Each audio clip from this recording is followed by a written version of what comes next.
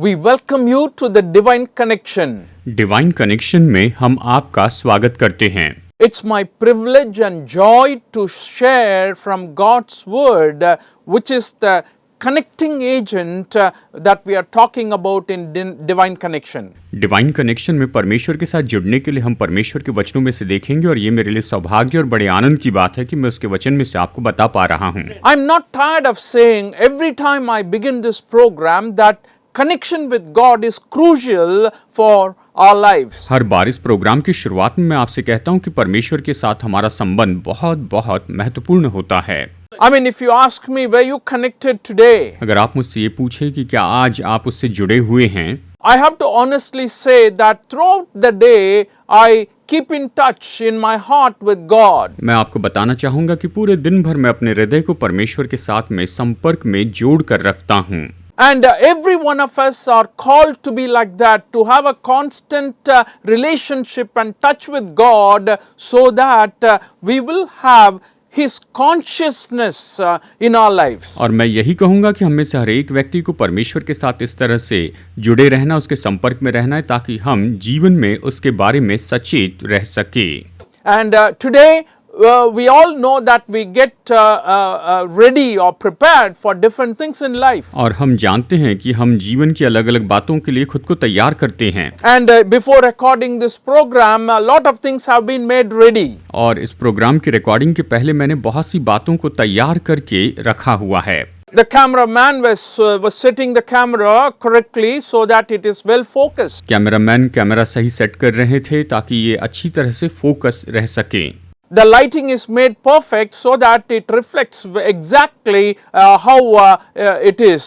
और जो लाइटिंग है बिल्कुल सही रीति से, सिद्ध रीति से रखी गई है ताकि जैसे है वो सब कुछ आपको दिखा सके। And different ways, I have to prepare what I have to share today. और आज मुझे जो बताना है उसकी भी मुझे तैयारी करनी ही थी। Yes, readiness is important for everything in our life. हमारे जीवन में हर एक बातों के लिए तत्पर रहना या तैयार रहना बहुत महत्वपूर्ण होता है। It can be for an interview, you are getting ready. शायद आप किसी इंटरव्यू के लिए तैयार होते हैं। It may be for a marriage, you are preparing yourself, getting ready. या फिर आप खुद को शादी के लिए तैयार करते हैं। You may be preparing yourself for an examination. शायद आप एग्जाम के लिए खुद को तैयार करते हैं। Or different things are being, worked out in this world for us to prepare and get ready so that we will do well. इस संसार में अलग अलग बातों के लिए हमें तैयारी करनी पड़ती है ताकि हम तैयार रहें और उसमें अच्छे से काम कर सकें। And Bible talks about a certain thing, a very important thing for which we have to be ready all the time. और बाइबल एक बहुत ही महत्वपूर्ण बात के बारे में बताती है कि जिसके बारे में हमेशा हमें बिल्कुल तैयार रहना है, तत्पर रहना है। And that thing not many people think about actually. और सच में बहुत से लोग इसके बारे में नहीं सोचते हैं। It's not in the minds of people as they run their mundane life. और जैसे लोग रोजमर्रा का जीवन जीते हैं, लोगों के मन में ये बात नहीं होती है। The Gospel of Matthew chapter 24 verse 44 says like this, so you also must be ready because the Son of Man will come at an hour when you do not expect him. मत्ती अध्याय 24 वचन 44 इस तरह से कहता है, इसलिए तुम भी तैयार रहो क्योंकि जिस घड़ी के विषय में तुम सोचते भी नहीं हो उसी घड़ी मनुष्य का पुत्र आ जाएगा। So you have to be ready because the Son of Man will come at an hour when you do not expect him. आपको तैयार रहना होगा क्योंकि मनुष्य का पुत्र तो उस घड़ी आ जाएगा जिसके बारे में आपने कभी सोचा भी नहीं था। From the beginning of history of biblical times, whenever people had to meet with God, God required His people to get ready to meet Him. Bible के समय में जब भी परमेश्वर के लोग परमेश्वर से मिलना चाहते थे तो परमेश्वर चाहते थे कि वो तैयार रहें। In the book of Amos 4:12 says, therefore this is what I will do to you, Israel, and because I will do this to you, Israel, prepare to meet your God. आमोस अध्याय 4 वचन 12 इस तरह से कहता है, इस कारण हे इस्राएल मैं तुझसे ऐसा ही करूंगा और इसीलिए कि मैं तुझसे ये काम करने पर हूँ, हे इस्राएल अपने परमेश्वर के सामने आने के लिए तैयार हो जा।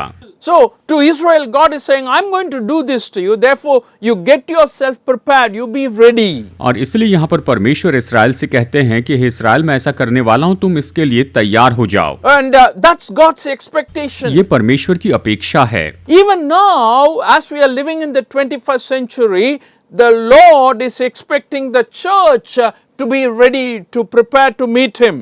अभी भी 21वीं सदी में जब हम रह रहे हैं, परमेश्वर अपेक्षा करते हैं कि चर्च उससे मिलने के लिए तैयार रहें। In the book of Revelation chapter 19 verse 7 says like this, let us rejoice and be glad and give Him glory, for the wedding of the Lamb has come and His bride has made herself ready.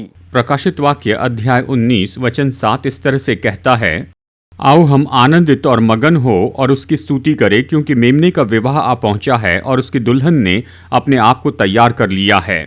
So everywhere we read, Bible stresses this very important idea, emphasizes this very pertinent thought that when it's connected to God, for everything we have to be properly prepared, ready. Bible इस बारे में बताती है कि जब भी परमेश्वर की बात आती है तो हमें निश्चय ही उसके लिए तैयार रहना है। In the Gospel of Matthew, we read a wonderful parable. मत्ती के सुसमाचार में हम एक बहुत अच्छा दृष्टांत पढ़ते हैं। You know, there are a lot of parables in the Bible, but today I want to focus on 25th chapter of Matthew, chapter 25, verses 1 to 12. Bible में बहुत से दृष्टांत हैं। आज मैं मत्ती अध्याय 25 वचन 1 से 12 के इस दृष्टांत पर गौर करूंगा। I'm not going to read the entire section, but I want to paraphrase मैं it. पूरा वचन भाग नहीं पढ़ूंगा, लेकिन सारांश में आपको बताऊंगा। And it's talking about the 10 virgins who were preparing themselves to meet the bridegroom. ये 10 कुंवारियों के बारे में बताता है जो अपने दुल्हे से मिलने के लिए तैयारी कर रहे थे। And in this parable, as Jesus was teaching, he is differentiating between the 10 virgins. यीशु ने इन 10 कुंवारियों के अंदर जो फर्क है उसके बारे में बताया। And 5 virgins were wise and they were prepared completely. They took the lamp and adequate oil and prepared themselves. 5 कुंवारियां तो बुद्धिमान थी, उन्होंने अपनी अपनी मशालें ली और साथ में पर्याप्त मात्रा में तेल भी लिया था। And there were other 5, they took the lamp but did not take any oil with them. और दूसरी जो 5 थी, उन्होंने मशालें तो ली लेकिन अपने साथ में उन्होंने तेल नहीं लिया था। So they were all waiting for the bridegroom to come, and it got delayed and it was night, so they all went off to sleep. और दूल्हे के आने में देरी हो गई और रात हो गई, इसलिए वो सब सो गई। And suddenly there was a knock on the door and saying, bridegroom is coming, all of you get ready to meet him. और अचानक दरवाजे पर आवाज हुई कि दूल्हा आ रहा है और तुम उससे मिलने को तैयार हो। And the 5 who were not prepared got up and they were worried because they don't have oil. और 5 जो तैयार नहीं थी वो उठ गई और चिंता करने लगी क्योंकि उनके पास में तेल नहीं था। They asked the ones who had oil, please share with us some oil so that our lamps also can burn. जिनके पास तेल था उनसे उन्होंने तेल मांगा ताकि हमारी भी मशालें वहां पर जल सके। But they said, no, we cannot give because for us it may not be sufficient for it to burn till the end. Therefore, you go and buy from those who are selling oil. उन्होंने कहा, हमारे पास पर्याप्त तेल नहीं है, शायद ये आखिर तक न चले, इसलिए तुम जाकर कहीं से तेल मोल ले आओ। They went out to buy the oil and bridegroom arrives. और वो तेल खरीदने चली गई और उस बीच में दूल्हा आ गया। And those who were ready went out to meet him. और जो तैयार थी वो उससे मिलने के लिए चली गई। And Bible says very clearly the door was shut. और बाइबल बहुत ही स्पष्ट रीति से बताती है कि जो द्वार है वो बंद कर दिए गए। And the other 5 who went out came back knocking on the door to open the door for them. बाकी जो 5 चली गई थी वो आई और उन्होंने दरवाजा खटखटाया ताकि उनके लिए द्वार खुल सके। And the bridegroom says, sorry, you cannot come in. तब दुल्हा कहता है कि तुम अंदर नहीं आ सकती हो। I do not know you. मैं तुम्हें नहीं जानता हूँ। And that's a very sad state of affair as far as these 5 foolish virgins are concerned. जहाँ तक कि इन 5 मूर्ख कुंवारियों की बात आती है, ये तो दुख की बात है। And through this parable, what Jesus was trying to teach us is to be ready always. और इस दृष्टांत के द्वारा यीशु हमें सिखाना चाहते हैं कि हम हमेशा हमेशा तैयार रहें, Simply because you do not know the time or the day of the coming of our bridegroom. बस केवल इसीलिए क्योंकि हम अपने दूल्हे के आने का दिन या वो समय नहीं जानते हैं। You know, in Jewish custom, there were two parts in the wedding ceremony. यहूदी रीति रिवाज में उनके विवाह में दो भाग होते थे। First of all, the bridegroom goes with his friends to the bride's parents to call her and bring her to his home in a procession. सबसे पहले दूल्हा दुल्हन के घर में जाता है अपने मित्रों के साथ में कि उसे बुलाए और बड़े जुलूस के साथ में वो अपनी दुल्हन को अपने घर में लेकर आता है। And the second part is where the food and will be served and celebration and all the enjoyment will be going on. और दूसरा भाग ये होता है जहाँ पर भोज दिया जाता है, वहाँ पर पूरी रीति से वहाँ पर आनंद मनाया जाता है, उत्सव मनाया जाता है। So there were 5 virgins here we are seeing who are prepared completely, fully well, and 5 were not. हम यहाँ पर देखते हैं कि 5 कुंवारियाँ जो पूरी तरह से तैयार थी और यहाँ पर 5 कुंवारियाँ तैयार नहीं थी। So the lesson for us today is, as an individual and as a family and as a church and as a community, we have to be prepared, we have to be ready to always to meet the Lord. तो हमारे लिए पाठ यही है, व्यक्तिगत रूप में, परिवार के रूप में, चर्च के रूप में, समाज के रूप में, कि हमेशा हमें तैयार रहना है, पूरी तरह से तैयार रहना है। How can we be ready? How should we be ready or prepare ourselves? हम खुद को कैसे तैयार रख सकते हैं? There are a few important lessons that are coming out from this parable which I want to share with you. इस दृष्टांत में से कुछ महत्वपूर्ण बातें हैं जो इस समय मैं आपको बताना चाहता हूँ। The Gospel of Matthew chapter 25 verses 3 to 4, we have this very first idea coming out where we have to be ready with utter caution and wisdom. मत्ती अध्याय 25 वचन 3 और 4 में हमें यहाँ पर ये विचार बताया गया है कि हमें बुद्धिमानी के साथ में पूरी तरह से तैयारी करके रखना है, हमें पूरी तरह तैयार रहना है। When you read verses 3 and 4 from that chapter 25, 3 and 4, we get this idea. अध्याय 25 वचन 3 और 4 जब आप पढ़ते हैं तो हमें ये विचार मिलता है। It says, the foolish ones took their lamps but did not take any oil with them. The wise ones, however, took oil in jars along with their lamps. मत्ती 25 3 और 4 इस तरह कहता है, ये कहता है, मूर्खों ने अपनी मशालें तो ली परंतु अपने साथ तेल नहीं लिया, परंतु समझदारों ने अपनी मशालों के साथ अपनी कुप्पियों में तेल भी भर लिया। One thing we learn from here is that as we prepare, use your wisdom. एक बात यहाँ पर हम सीखते हैं कि जैसे हम तैयारी करते हैं तो अपनी बुद्धि का उपयोग कीजिए। Be cautious in your preparation. अपनी तैयारी में आप सचेत रहिए। What we learn here is you have to prepare and plan well. हम यहाँ पर सीखते हैं कि हमें तैयारी करनी, अच्छे से योजना बनानी है। And I have seen, in some weddings as they were preparing for getting married, so many confusions can happen. और मैंने देखा है जब विवाह की तैयारी कर रहे थे तो बहुत सी गड़बड़ियां होती हैं। And suddenly when they were about to put the ring, search for the ring, oh, it is not there, oh, it is there. They don't place it where it has to be. जब ring पहनाने की बात आती है, अंगूठी पहनाने की बात आती है तो उन्हें पता ही नहीं कि वो अंगूठी कहाँ पर है, उन्होंने सही जगह पर नहीं रखी थी। And sometimes they leave the dress there in the room and come. और कई बार तो वो अपने ड्रेस को कमरे में ही छोड़कर ऐसे ही आ जाते हैं। A lot of things have gone wrong as I've observed in different weddings. और जैसे कि मैंने विवाह में देखा है कि बहुत सी बातों में वहाँ पर गलत होता है।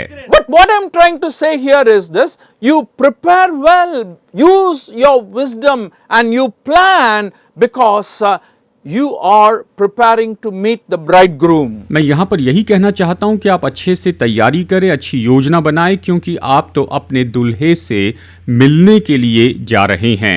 In the book of Ephesians chapter 5 verses 15 to 16. इफिसियों 5:15 और 16 कहता है, Be very careful then how you live, not as unwise but as wise, making the most of every opportunity because the days are evil. इफिसियों 5:15 और 16 आइए पढ़ते हैं।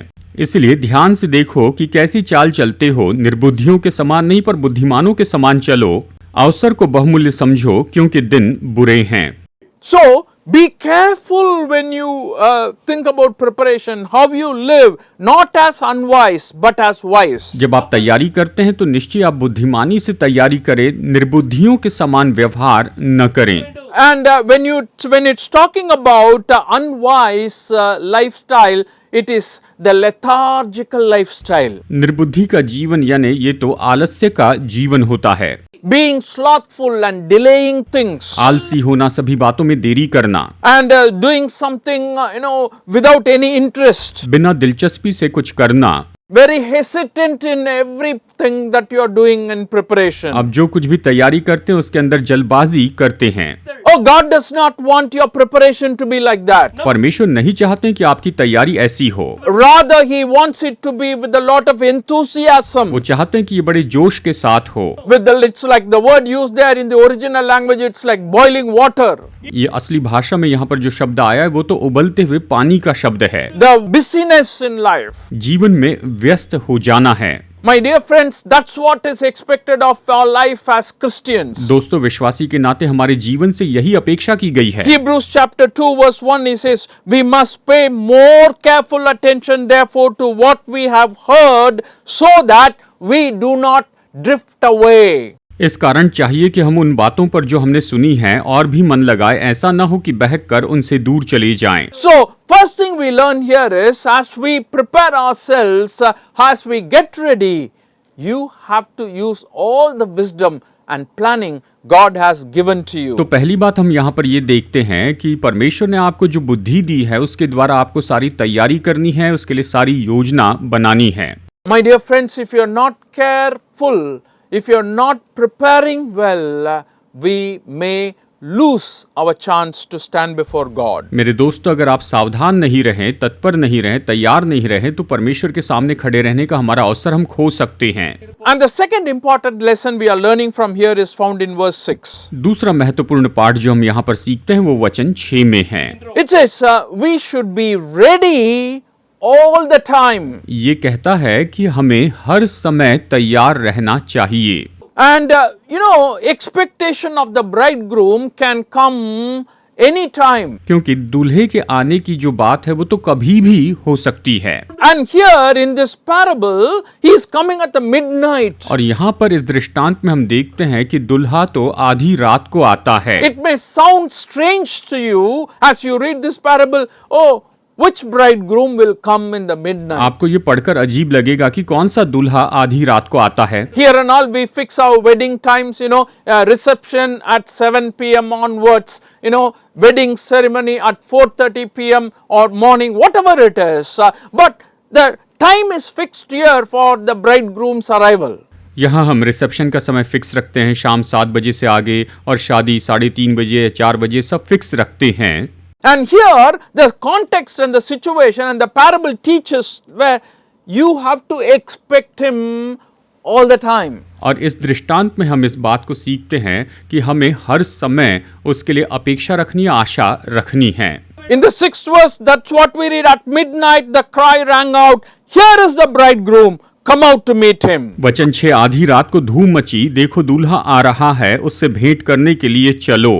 My dear friends, what can happen to us? That's where we have to be careful. मेरे दोस्तों, हमारे साथ में क्या हो सकता है, इसके लिए सचेत रहना है। Sometimes we think, oh, we have a lot of time to prepare. कई बार हम सोचते हैं तैयारी के लिए तो हमारे पास बहुत समय है। Oh, let him come, I can meet him. वो कभी भी आए, मैं उससे मिल सकता हूँ। And verse 5, if you read, it says, when there was a delay in the coming of the bridegroom, what happens? All of them became drowsy and fell asleep. वचन 5 कहता है, जब दूल्हे के आने में देरी हुई तो वे सब ऊँघने लगी और सो गई। And that can happen to us. ये हमारे साथ हो सकता So, है। even if there is a little opportunity, have you seen some people will sleep? थोड़ा भी मौका मिला है तो आपने देखा होगा कुछ लोग सो जाते हैं। And any opportunity to take rest, they will take rest. जब भी आराम का मौका मिलता है वो आराम करते हैं। Sometimes you may think, oh, that's good for our body health. कुछ लोग सोचते हैं हमारी सेहत के लिए अच्छा है। Not so. When you have to, you can. But when you are on duty, it's like the call for us to be on duty all the time in this context.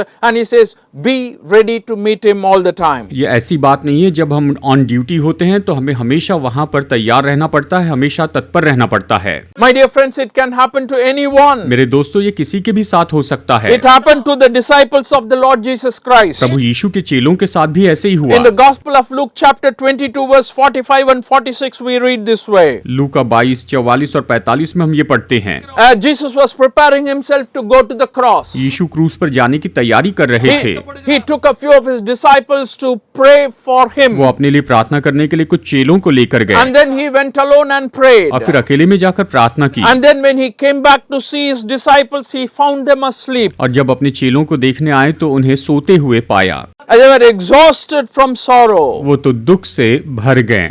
Jesus asked this question in 46th verse. वचन 46 में यीशु ने सवाल पूछा, Why are you sleeping? तुम क्यों सो रहे हो? He asked them. उसने उनसे पूछा, Get up and pray so that you will not fall into temptation. उठो और प्रार्थना करो ताकि तुम परीक्षा में न पड़ो। And my dear friends, this happened to these disciples many a time. और चेलों के साथ में तो ये कई बार हुआ। In the Gospel of Luke chapter 9:32 we read this way. लूका 9:32 में हम पढ़ते हैं, There Peter and his companions were sleepy when Jesus took them to the mountain for the transfiguration experience. जब यीशु रूपांतरण के पहाड़ पर गए तो उस समय पतरस और उसके साथी सो रहे थे। And we are called to be ready and prepared all the time. हमें बुलाया गया है कि हम तैयार रहें और हर समय बिल्कुल तैयार रहें।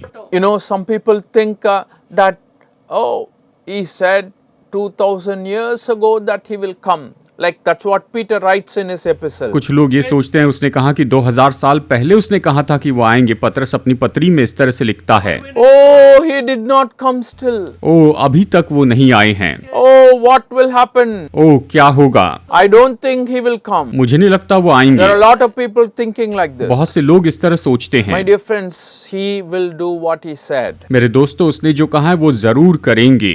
And the lesson we are getting here, secondly, is we be ready to meet him all the time. दूसरा पाठ हम यहाँ पर सीखते हैं कि हमेशा हमें उससे मिलने के लिए तैयार रहना है। And the third thing is found in verses 7 to 9. और तीसरी बात वचन 7 से 9 में पाई जाती है। We have to be ready individually. हमें व्यक्तिगत रीति से तैयार रहना है।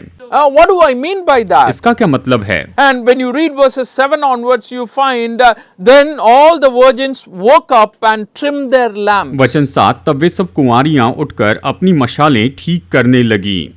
And foolish one said to the wise, Give us some of your oil so that our lamps go out. और मूर्खों ने समझदारों से कहा, अपने तेल में से कुछ हमें भी दो क्योंकि हमारी मशालें बुझी जा रही हैं।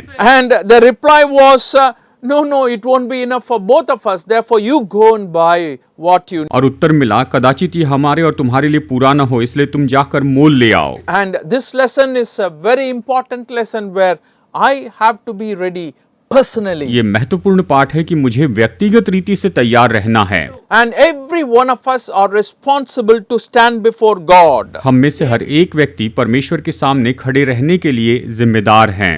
Only one verse I want to read in connection with this. इसके संबंध में एक वचन मैं पढ़ूंगा। 2 Corinthians chapter 5 verse 10. दूसरा कुरिन्थियों अध्याय 5 वचन 10। It says, For me, we must all appear before the judgment seat of Christ, so that each of us may receive what is due for the things that we have done while in the body, whether good or bad. ये कहता है, क्योंकि अवश्य है कि हम सब का हाल मसीह के न्याय आसन के सामने खुल जाए कि हर एक व्यक्ति अपने अपने भले बुरे कामों का बदला जो उसने देह के द्वारा किए हो पाए। And finally, we have to be ready to avoid any rejection. और अंत में हमें हर एक तिरस्कार को टालने के लिए तैयार रहना चाहिए।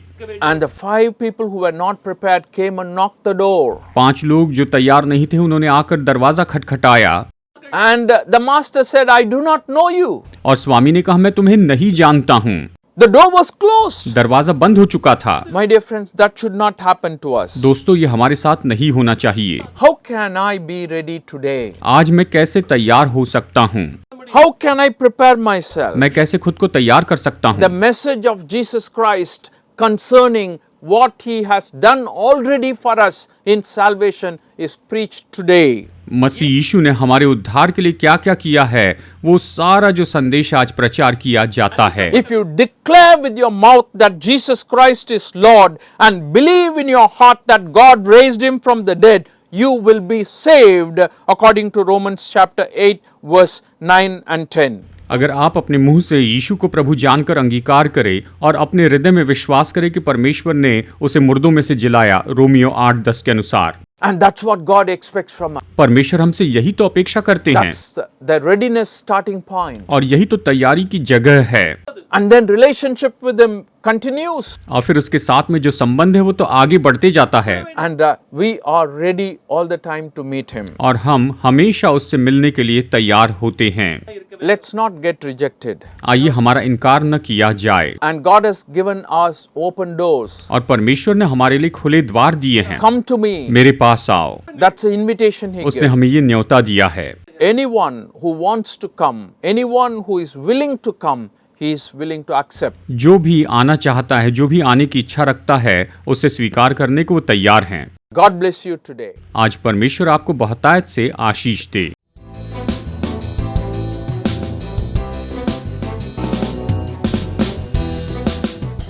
Study the Word of God in a private and personal way through our online study website.